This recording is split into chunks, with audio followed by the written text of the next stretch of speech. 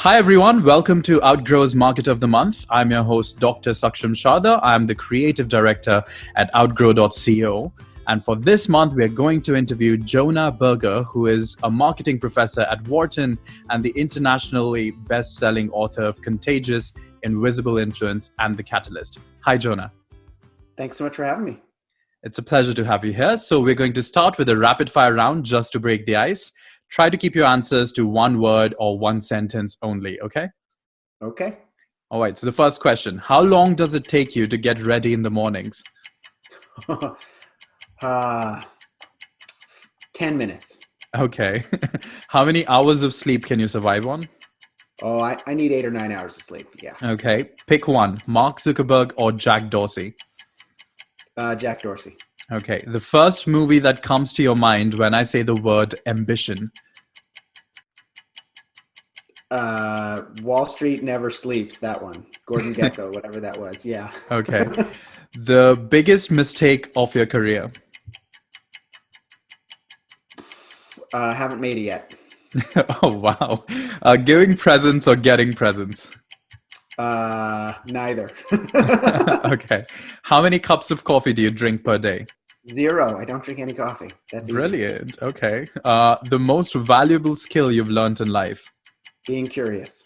Okay. Fill in the blank. An upcoming marketing trend is blank. Natural language processing. Okay. Your favorite Tiger King character?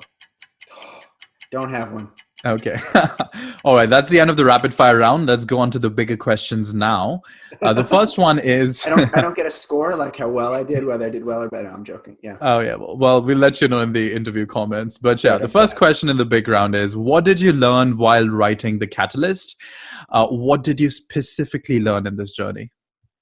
Yeah, so my journey to this was a little bit interesting. So I'm an academic at heart. I am a professor at the Wharton School. I've been there now for 13 years, do lots of academic research on social influence, word of mouth, why things catch on, and so on. And my first book, Contagious, came out, and it changed my life a little bit. So I went from spending most of my time doing academic research to doing some research and teaching, but also working with a lot of companies and organizations. So everything from big Fortune 500s like the Googles and Facebooks and Apples and Nikes of the world to small startups. And I learned a lot about marketing. I learned a lot about business and how modern marketing is done. And I also realized that almost every one of my clients had very much the same problem, which is they all had something that they wanted to change, right? So, marketing and sales wanted to change the customer or consumer's mind. Leaders wanted to transform organizations, and employees wanted to change their boss's mind. Startups wanted to change industries. Nonprofits wanted to change the world. But change is really hard. Often, we push and we pressure and we cajole, and nothing happens. And so I started to wonder, well, could there be a better way? And that's really what kicked off this journey, working with these clients, trying some things I already had known about and thought about, but wondering should there be an alternate way to change minds and incite action. And so it really kicked off a journey where I dug into the academic literature, did my own primary research, but also spoke to a lot of experts, everything from top-selling salespeople and transformational leaders to hostage negotiators and substance abuse counselors. And again, I saw the same ideas coming up. It wasn't about pushing harder, right? Often we think it's about pushing harder, and it's clear why we think that works. If you want to move a chair, pushing harder is a great way to get it to go. But when we push people, they don't go, right? When we push people, they often push back. They often do the exact opposite of what we want. And so what I realized is there is a better way, and it's not about pushing, it's about removing the barriers to change. It's a very subtle shift, but rather than thinking about, well, what could I do to get someone to change? Instead, stepping back and saying, well, hold on, why hasn't this person changed already? Right? What's stopping them? We think about, in marketing, we often think about sort of a traditional funnel where someone has to be aware of something before they can purchase it, obviously. In some cases, the issue is awareness, but lots of times people are aware of something, but they aren't acting on it. And so why haven't they? Right? What are the barriers that getting in their way, and how can we mitigate them? And that's where the word catalyst actually comes from. So we often use the word catalyst in a very colloquial way to say, oh, a catalyst is a change agent, someone who changes things. And that's correct. But in chemistry, catalysts actually have a very specific meaning. right? Catalysts do create change. They do create change faster and easier than other ways, but they also do it in a particularly noteworthy approach. They don't push harder. They don't add more temperature. They don't add more pressure. They lower the barriers to change. They figure out an alternate way to make change happen with less energy, not more. And so that's really the whole idea of the book. How can we change people and organizations and the world more broadly, not by pushing harder, but by figuring out what's getting in the way and how we can mitigate it. That's interesting. So tell us more about the 5 key barriers that you do identify that catalysts take care of. Yeah, What are the sure. 5 key barriers? Yeah, we probably don't have time to talk about all of them in depth, but I'll Yeah. I'll mention each of them briefly, and then maybe we can dive into one or two, depending on what you think the audience will be most interested in. But again and again, we saw the same 5 barriers come up. Whether I was talking to top-selling salespeople or parenting experts, whether I was talking to political action leaders who've gotten people to switch sides in our very polarized political climate at the moment, or talking to hostage negotiators who get people to come out with their hands up. Again and again, we saw these same barriers. And so in the book, I put them in a framework. It's called the REDUCE framework. It's an acronym, REDUCE, which is exactly what great catalysts do, right? They don't push harder. They don't add more pressure. They reduce the barriers to change. And so reduce, the R is reactance. And that's the idea. If we push people, they push back. The E is endowment, which is we tend to be attached to the status quo, things we're doing already. D is distance, too far from their backyard, and people tend to disregard what you're asking them to do. Uncertainty is all about sort of switching costs and that anxiety or fear about things that are new. And corroborating evidence is all about proof, and we need enough proof or enough evidence to decide something's worth doing. Interesting. So could you elaborate a bit more about uncertainty? Sure, yeah. So I think a good way to talk about uncertainty, because I know most of the folks here in a marketing sort of role, or think about sort of marketing types of roles, is to talk about a company many of us know, which is Dropbox. And so now we think about Dropbox as a very successful organization, billion-dollar sort of unicorn business, but they weren't always that way. When they launched, they had a lot of trouble getting traction. Essentially, people were used to storing their files on their desktop, right? They were used to being able to open a file and see everything right there. And Dropbox was trying to get them to change. Dropbox was trying to get them to do things differently, store your files in the cloud. And people would say, well, what is the cloud? Where is the cloud? What if the cloud goes down? I feel much more comfortable if I've spent a lot of time working on something, being able to see it on my desktop. And so Dropbox was trying to figure out, well, what are we going to do? Right?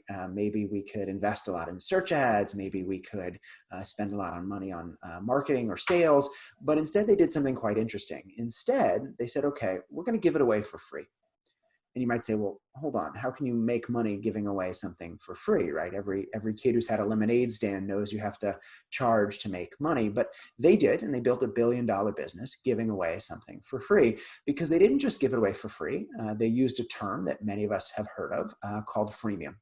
Right? There was a free version of the product, and they tried to upgrade or encourage people to upgrade to a premium version. So get 2 gigabytes of storage for free, but eventually if you run out of those 2 gigabytes, you want to upgrade to a larger system, and then you have to pay us to do it. And so it's clear why customers or consumers love freemium, right? Something's for free. Well, why wouldn't I do it, right? It makes it much easier. I don't have to pay any money. But notice that's the same reason why organizations like it as well, right? Because if I'm trying to sell you on a new product or new service, I'm trying to convince you how good it is. And I spend a lot of time telling you how good it is and why you should do it. And you're sitting there going, well, of course you, Dropbox, would say this is good. You work for the company. Why wouldn't you say that it's good? But how do I actually know that it's good? But what freemium does is it encourages people to try it themselves and discover the value themselves. Rather than Dropbox saying, hey, trust us, it's great. You can say, well, hey, trust yourself, right? Of course, you don't have to trust us. If you don't like it, don't buy it, but try it yourself. It does something broader, actually, much broader than freemium, which is lower the barrier to trial. it makes it easier for people to try something new. And because it's easier, it makes them more likely to do it and more likely to realize the value themselves and continuing to do it. And notice, by the way, freemium is a great principle. It works in some cases, but not everywhere. But it's actually just an example of a much broader phenomenon. Right? Think about test drives at the car dealership, for example. When you go to a car dealership, imagine they said, oh, you want a new car? Give us $30,000 and then we'll let you check out this car. Well, no one would buy a new car. They say, well, hold on, I want to see whether I like it before I buy it. And so that's exactly what test drives do. There's no freemium in test drives, there's no free version or premium version, but by lowering the barrier to trial, by making it easier for people to experience the value of the offering, it makes them more likely to switch. And notice that's one of the big problems of change. Anytime we're asking people to change, there are switching costs. Right? There's money, you have to buy a new product or service. There's time or effort. You have to install a new software system and figure out whether it's better. Not only are there these costs, which might make people not willing to do something, but think about when the costs occur and when the benefits occur. Right? Often the costs are very much upfront. You have to pay the money, you have to engage and spend the time before you get to experience whether that product or service is actually beneficial to you. The costs are upfront, benefits are later. Costs are also certain, benefits are uncertain. And this is what's called the cost-benefit timing gap. This is one of the big challenges of change.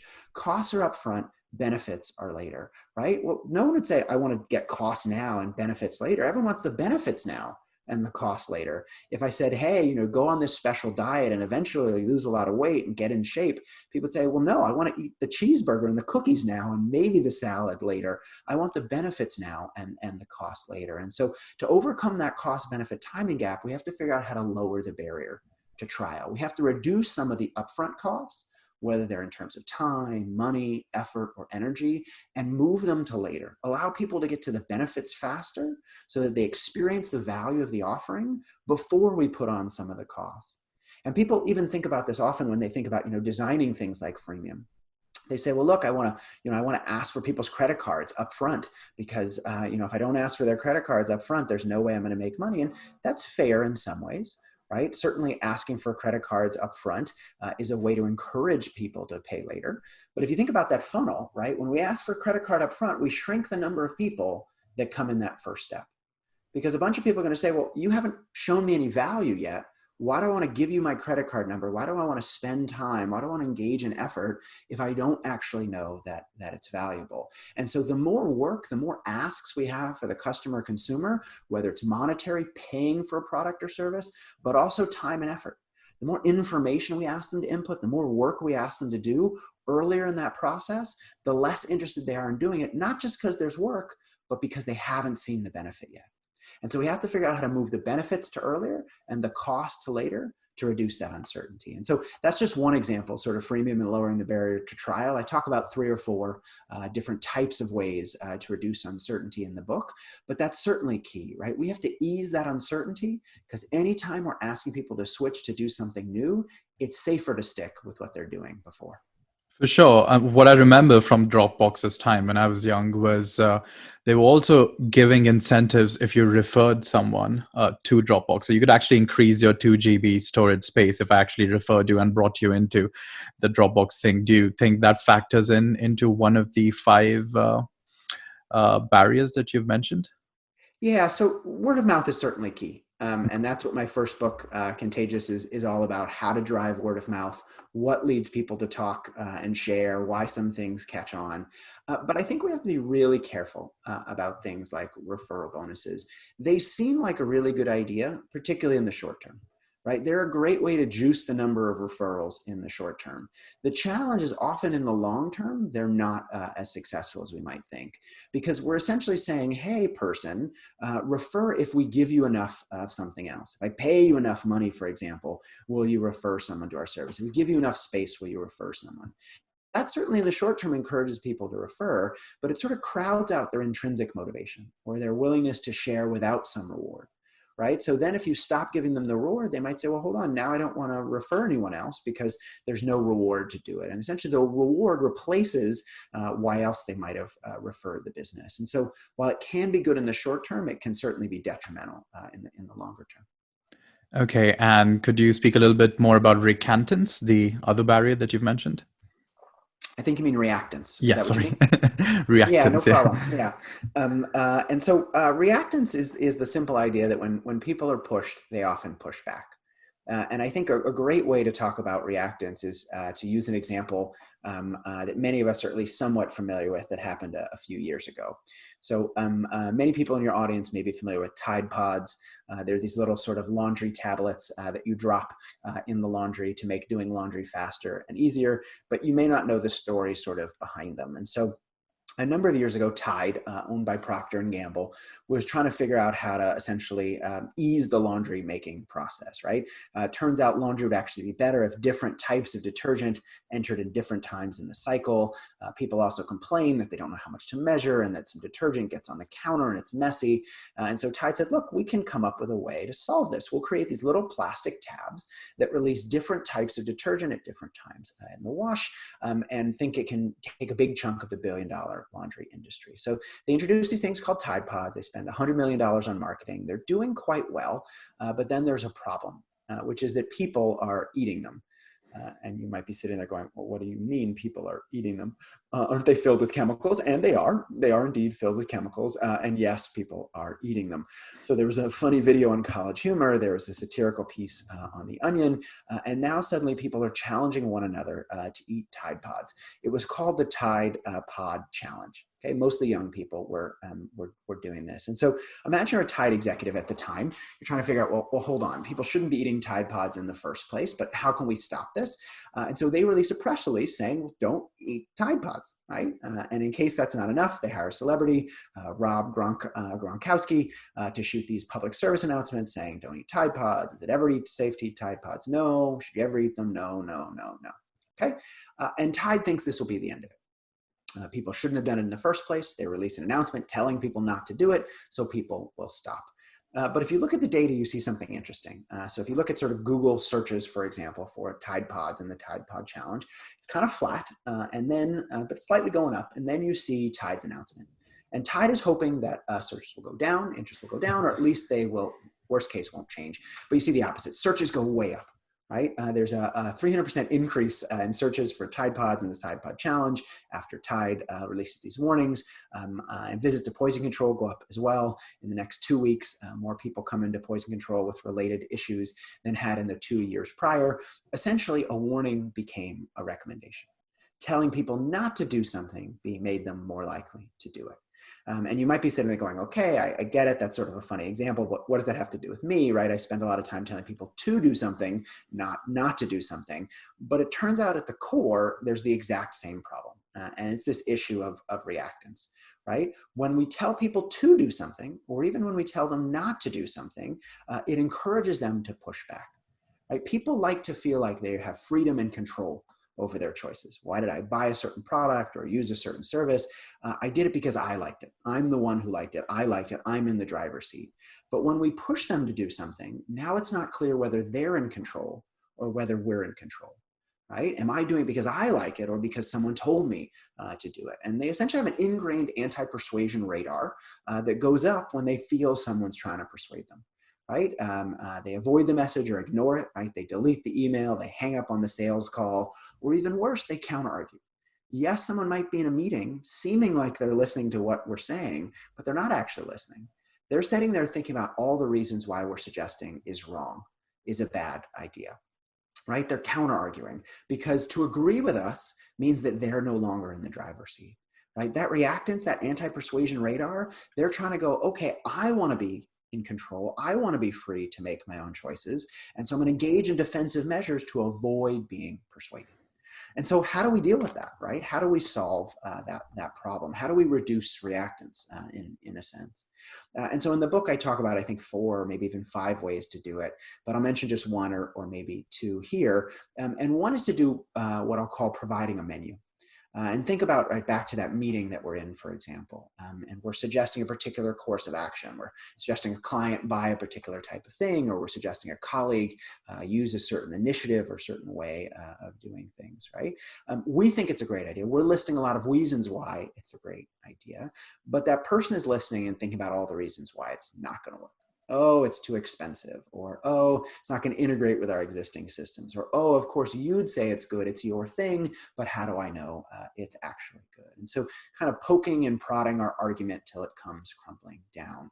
And so what great salespeople, great catalysts often do is they don't give people one option, they give them multiple, right? Because giving people multiple options subtly shifts the role of the listener.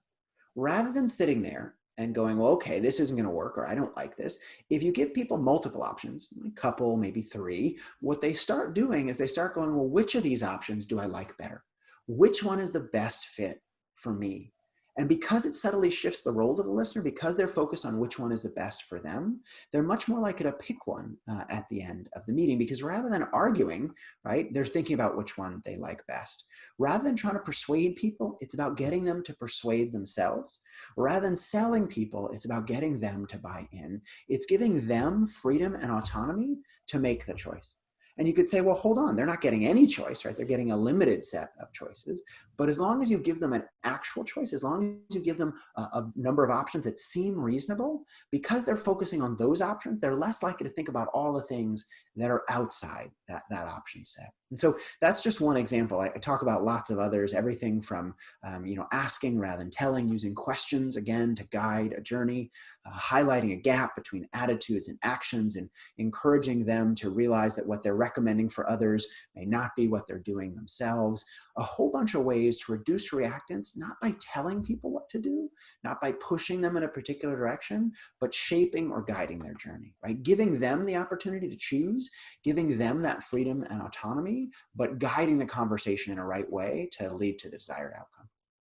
Okay, so I couldn't help but wonder. The caption for the book reads, How to Change Anyone's Mind. And I find it resonates very strongly with the highly polarized political times we're living in, where everyone is kind of living in their own bubble and it's hard to build a consensus.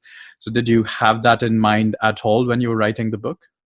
The distance chapter, that talks a lot about politics, right? It talks a lot about the challenges of polarization, in part because not only is there reactance when we feel someone's trying to persuade us, we push back, but even in the case of information, right? I tell a great story of a study that a colleague of mine did, a guy at Duke University who was trying to address polarization. And lots of people say, hey, look, if we just talk to people on the other side, it'll solve the problem. And so he thought, well, let's test that. Right. And so he did a big study on Twitter where he got people to follow bots from the other side of the aisle. Right. So as pundits have often said, oh, if we could just get people to see information from the other side, they'd be willing to listen. And so Republicans followed a Democratic bot, Democrats followed a Republican bot.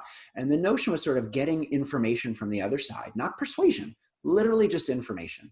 Here's some information about some of the other side's beliefs and articles and things related to him would be enough to get people to change. And he was hopeful. Right? This was a huge effort, spent lots of money, lots of time collecting the data, analyzed the data. What did he find? He again found a backfire effect. Right? Democrats who were exposed to Republican information became a little more Democratic, and Republicans who were exposed to Democrat information became significantly more conservative. Why? Because they were unwilling even to listen to the possibility of being persuaded. And this goes into the idea of the confirmation bias and a lot of the ideas of distance. You can essentially imagine people arrayed on a football field of beliefs, right? There's, one end is highly liberal, the other end is highly conservative, and most of us are arrayed somewhere along that field. But the challenge is there's a region of acceptance, a zone of acceptance around us, maybe 5 or 10 yards either direction, which we'll listen to. It's not like we won't listen to anything if we're liberal, for example, in the conservative direction, or anything in the liberal direction if we're conservative. We're going to listen a little bit, but only so far.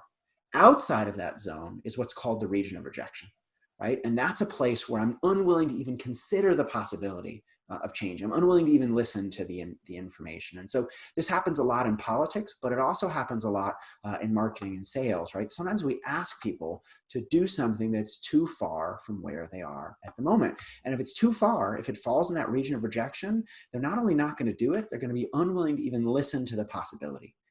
changing. And so I talk about in the book a lot of ways to deal with that, to shrink distance, everything from, asking for less and chunking the change, finding a switching point or an unsticking point, a point where we find a dimension rather a place where we're very far apart. We find another dimension on which we're closer together.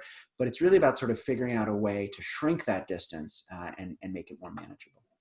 All right, that was the last question. Thanks everyone for joining us for this month's episode of Outgrows Market of the Month. That was Jonah Berger, who is a marketing professor at Wharton and the internationally best-selling author of Contagious, Invisible Influence, and The Catalyst. Thanks for joining us, Jonah. Thanks so much for having me. Do check out his website for more details, and we'll see you once again next month for another Market of the Month. Thank you.